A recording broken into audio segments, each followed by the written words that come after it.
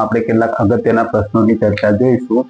તો વ્યક્તિગત સંસાધન છે જમીન અને મકાન, ત્યાર પછી રાષ્ટ્રીય સંસાધન લશ્કર, આંતરરાષ્ટ્રીય વ્યાપાર, સહિયારી માલિકીના સંસાધન વૈશ્વિક સંસાધન, ત્યાર પછી સર્વસુલભ સંસાધન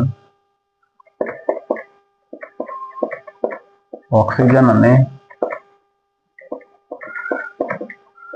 નાઇટ્રોજન, સામાન્ય સુલભ સંસાધન ભૂમિ, જળ છે,